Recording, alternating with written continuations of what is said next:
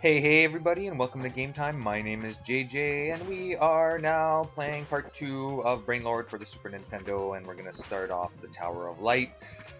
We did our preparations earlier, we got everything ready, we got ourselves a couple healing items, a couple little tips and tricks there, like the scroll and whatnot, and we're going to make our way, and we're going to start actually getting some better equipment. Like our first sword here is nothing too fancy, stuff does take a lot of hits before it dies. I usually look forward to getting my first spell once a little bit in. And there we go. Cecil is now level 2. And as you progress, you'll notice that as your little familiar levels up, his little fireball will start changing colors or turning into a double fireball and whatnot. There's so many different familiars to choose from once you get to the end of the game. Like I said, I usually choose the one that gives you light, healing, and my fireball guy because you get him nice and early in the game. So we're just going to make our way through this long winding hallway, make our way down and around. Enemies are not too tough, you know what I mean? It's just, you know when you have certain action RPG games where you get hit and you get knocked back and that sucks because you're always getting knocked into shit. This game, if you just stand in an enemy, or let an enemy just stand with you, your damage continuously goes down, like whoop whoop whoop whoop type stuff, man. I feel like that makes me laugh. I feel like one of the Three Stooges saying that. But you will take damage at a really quick rate. If you're standing in spikes, your health is just gonna keep going down and down and down till you're dead. So you gotta get the hell out of those spikes as soon as you can.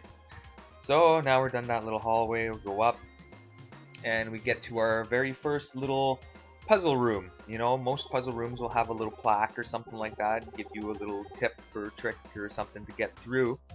Nothing super crazy, but it's early in the game, so the puzzles are not going to be too tough, but you know what I mean, start getting used to pushing blocks and shit around. It's going to be it's great. So this little puzzle, easy enough, just push it over here to the left and go up and around again, push it down, and then go right and push it over.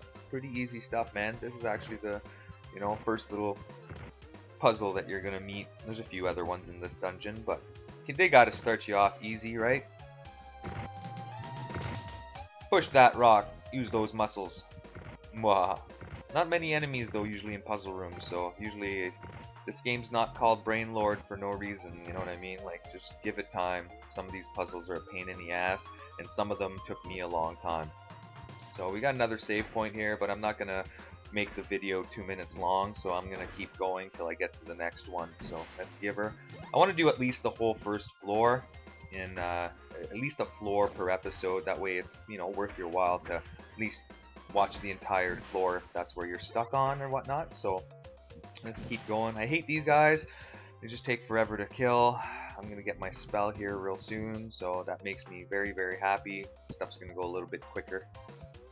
So, oh no, the rats and the mice everywhere. Kill all the mice and it'll unlock the treasure chest, and Chickie's gonna be happy. There we go. Talk to her. The Ferris. She's got a little side quest later in the game there. I won't spoil it for you. I'll let you know when we get there. When we get to the ice dungeon later in the game. The magic shot. Now this thing is super strong.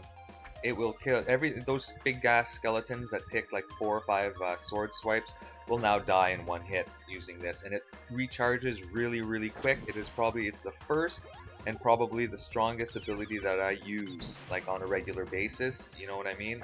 It is strong. Bam! Come here, you little. Yeah, see what I mean? Like, it is strong. Hey, he came back. There we go. Extra 200 bucks.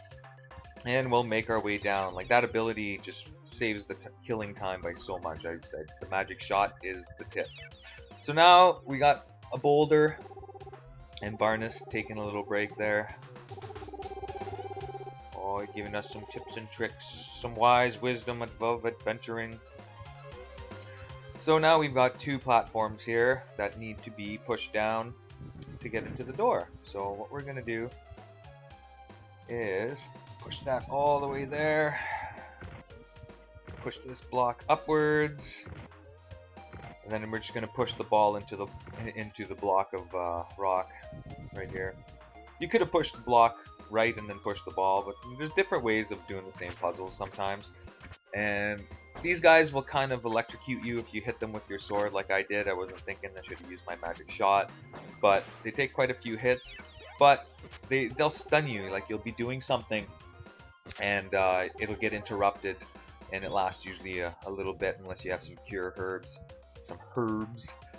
but I don't usually carry a lot of cure herbs. I usually just wait for it to wear out. It's usually when you're doing jumps and stuff like that, you don't want to be shocked like that, because it'll, you know, stop you mid-jump or stop you from jumping. You know, watch for the spikes. As you notice, there's a different little pattern on the ground where spikes will come up. Keep an eye out for that over the course of this floor and this dungeon, because it does happen all the time where you'll just walk into somewhere and all of a sudden you're down to half life because friggin' you're standing in a bunch of spikes. It sucks.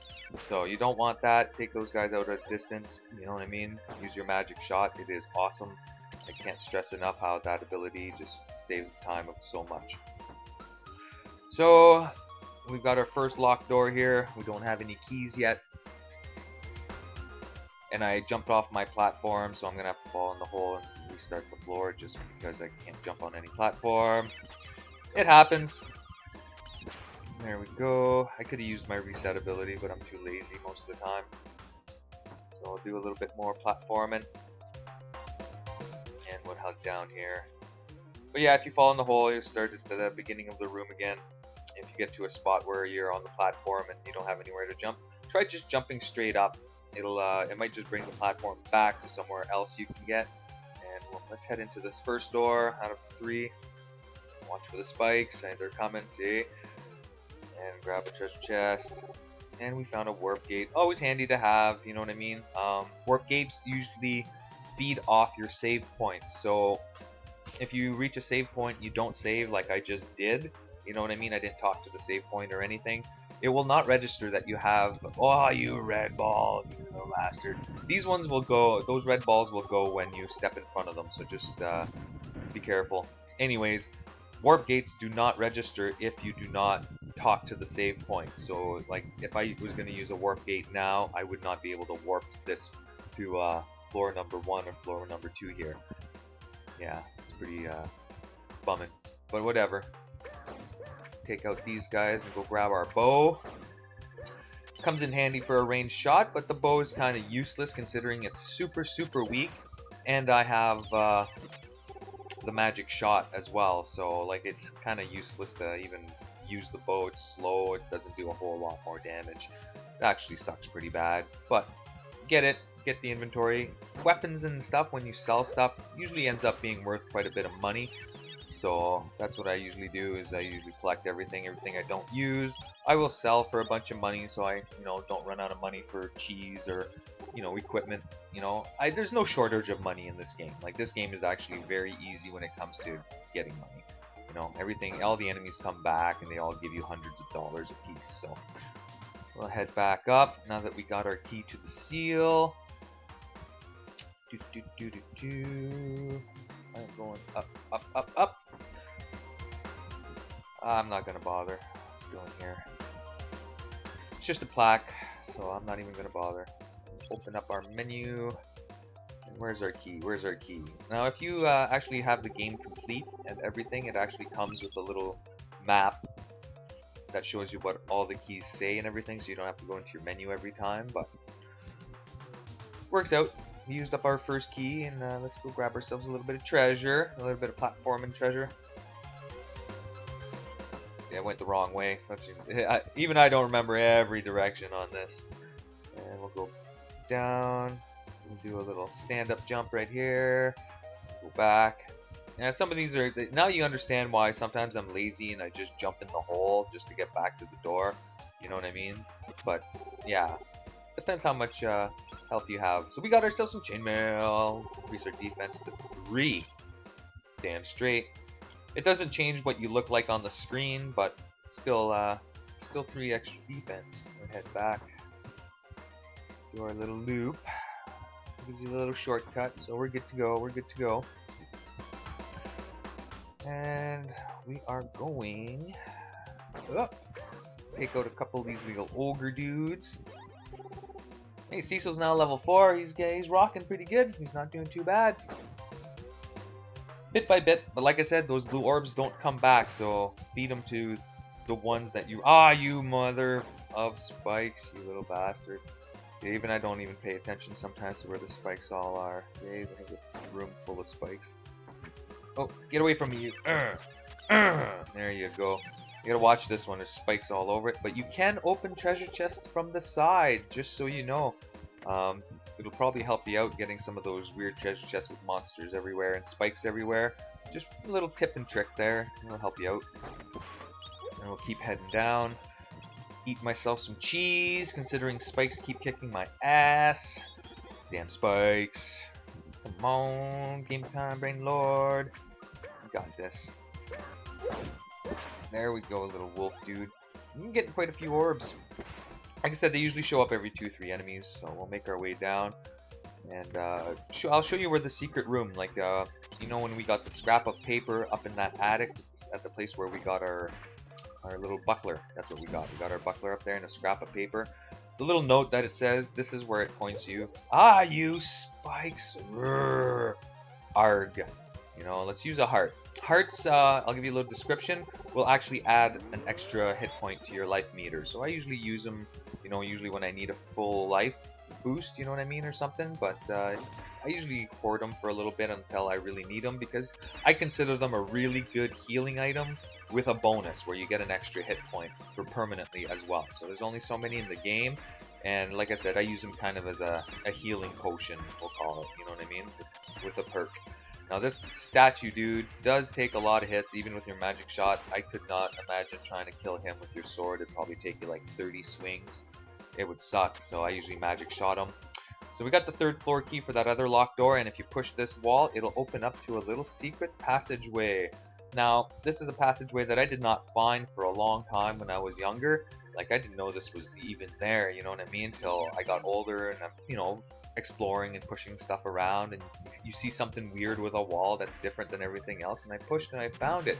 And then later, I linked it to the scrap of paper that you get inside that attic. So, in here you get another jade. It's pretty sweet. We'll kill these little skellies there. Little skelly heads. Take that. Come here. Come here. There we go. And we got this. We found the foundation jade. I'm pretty sure the foundation jade increases your defense if you have him out, and the more you level him up, the more, you know what I mean? I'll call him Duck. The more he'll give you more defense. So I'll call him Duck after my buddy Ev. I'll start naming some. I'm gonna have quite a few of them, but I'm gonna sell them because they're worth a lot of money. So I'm just gonna end up doing some name drops as I go, because when you get them, you name them. But they're usually worth like 20 grand a piece, you know what I mean? And I only use like 3 of them out of the 15 or 20 they give you throughout the game that you can find. So it's a good way to have a lot of extra cash, you know, unless you really like hoarding them. But I don't like having too much inventory for shit I don't use. So we'll make it back out. Take this place into the note. That's where you get the foundation jade. We've got another one. We got this statue to kill again. You know, I do like killing him because he does give you like 500 bucks. You know what I mean? So we'll take him out. Use your magic shot, but forget it. I'm not even gonna bother. Damn spikes, not this time. There we go. Kill you. Kill you. And we're gonna. Now that we have the 3rd floor key, we can make it to the 3rd floor. And that's where I'm going to end the 2nd episode. So yeah, this episode, floor 1 and 2 of Tower of Light. It's pretty sweet. I won't argue. It's actually not too hard if you think about it. So the level I hate the most is probably the volcano. So that's the 3rd, you know, really big level, and we'll get there later. It is annoying as hell, but we'll get through it. You know what I mean? So I'm gonna have to jump up here and then hit down on this one. And the locked door is just at the bottom, just crossing the next platforms here. Hey, get over here. There we go. Jump across, jump across. And is this where our locked door is? This is where our locked door is. We'll take you out. Can't say no to a couple free extra $100. Where is my key? There it is. Alright. Third floor key. It is obvious on how to use this key. Blah blah blah. Some of the tips on it is weird, man. Makes me laugh. And we've got another puzzle before we can leave this floor. So we have 2 rocks and 3 balls. First thing you're gonna do is put a rock on either end. It looks more complicated than this actually is. So just take my little trick here. 1 on each end. Get rid of the middle ball. Push this ball up. Take the middle ball. Push it straight up. Push the top ball left. Boom. You're done. Easy as pie. Cool. Oh, what you got? We got Cashian. I think that's how I pronounce her name. And she gives you x-ray glasses, gives you kind of a map of the areas that you're in. You can use them at any time in your inventory. It's actually really handy. I don't use it too much. It's good to have in the friggin' volcano level, I'll tell you that. So that'll be the end of part 2 for Brainlord for the Super Nintendo. We will save our game, and I will catch you guys next time. Peace out and happy gaming.